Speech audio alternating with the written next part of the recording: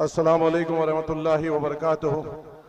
सैनशी पे तशरीफ़ फरमा आली जनाब इज़्ज़त व माप बैरिस्टर असदुद्दीन अवैसी साहब, सदर कुल मजलिस इत्तेहादुल मुस्लिमीन, आली जनाब अख्तरुल ईमान साहब, रियासती सदर बिहार कुल मजलिस इत्तेहादुल मुस्लिमीन, हमारे बड़े आफ्ताब इंजीनियर साहब, जनरल सेक्रेटरी रियासत बिहार, आदिल हसन साहब, यूथ प्रेसिडेंट रियासत बिहार, नदीम साहब, दीगर कायदीन मजलिस इत्तेहादुल मुस्लिमीन, यहाँ पे बैठे हुए कौम के बुजुर्गों, मेरे नौजवान साथियों, बसे पर्दा बैठ कर सुनने वाली मेरी इज्जतदार माँ और बहनों, अस्सलाम वालेकुम वरहमतुल्लाहि वबरकातुहू। अल्हम्दुलिल्लाह ये पहली बार नहीं है कि मजलिस इत्तेहादुल मुस्लिमीन यहाँ पर आई है। 10 साल से लगातार मजलिस इत्तेहादुल मुस्लिमीन आप लोगों के दरमियान में है।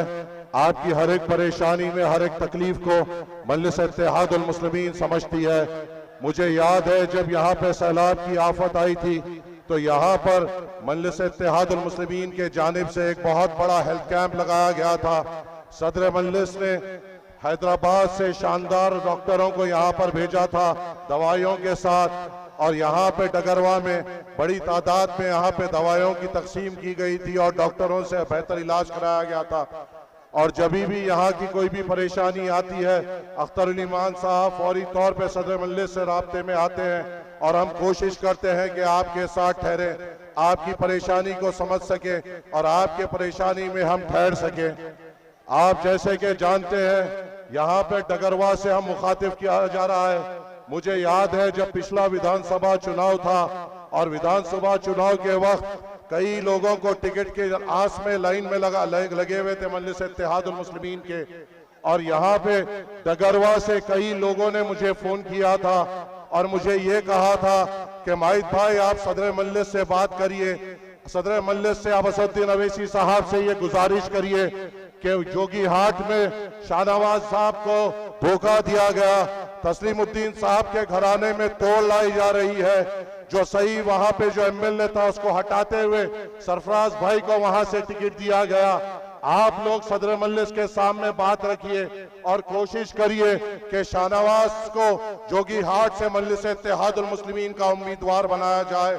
हालांकि जब तक एक उम्मीदवार वहां से तय भी हो चुका था और उसका नाम का ऐलान भी हो चुका था, मगर डगरवा के कई बुजुर्गों की दरखास्त पे डगरवा के कई नौजवानों ने जब आकर हमसे बात की, हमने सदर मजलिस के सामने ये बात रखी और सदर मजलिस ने यहाँ के बुजुर्गों की बात सुनते हुए एक ऐसे शख्स को टिकट दिया जिसको उसकी ही पार्टी ने धोखा दिया, ऐसे शख्स को टिकट दिया जिसके वालिद के खिदमात को फरामोश करते हुए उसको टिकट नहीं मिल रहा था। मुझे याद है जहाँ जो जोगी हाट के जो विधायक है जो आरजेडी में चले गए हैं, मुझे याद है फजर के साथ ही साथ सिल्लीगुड़ी में आकर मुझसे मुलाकात किए थे, सिल्लीगुड़ी में आकर मुझसे मुलाकात किए थे और ये दरखास्त करे थे कि मजलिस इत्तेहादुल मुस्लिमीन के सदर से गुजारिश की जाए और मुझे टिकट दिया जाए, और हमने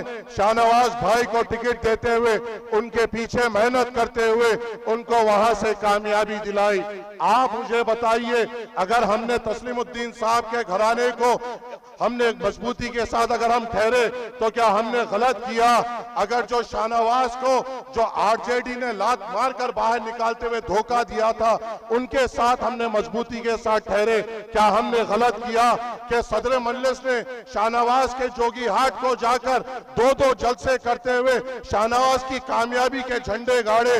क्या मजलिस इत्तेहादुल मुस्लिमीन ने गलत किया कि मजलिस इत्तेहादुल मुस्लिमीन के रुख जो हैदराबाद से आए, जोगी हाट में करीबन 10 दिन रहते हुए गली कूचों में फिरते हुए शाहनवाज की कामयाबी के लिए मेहनत की, क्या हमने गलत किया?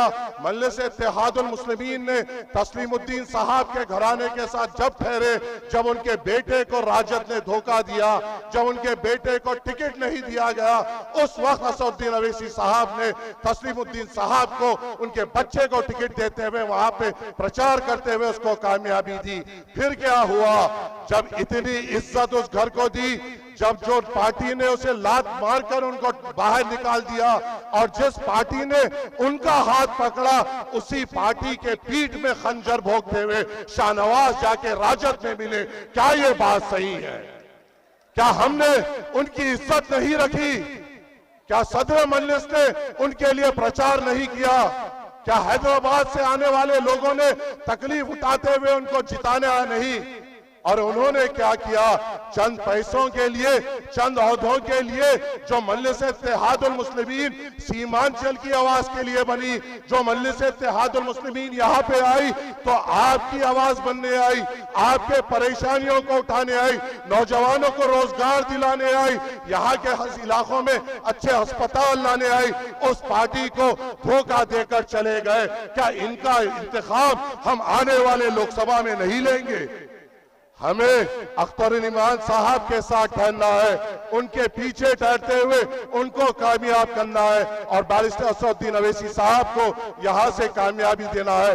उम्मीद है आपसे, डगरवा के लोगों से तवक्को है कि वो बैरिस्टर असदुद्दीन अवैसी साहब के हाथ मजबूत करेंगे और मजलिस इत्तेहादुल मुस्लिमीन को किशनगंज लोकसभा से भारी अक्सरियत से कामयाब करेंगे। शुक्रिया। अस्सलाम वालेकुम रहमतुल्लाहि व बरकातहू।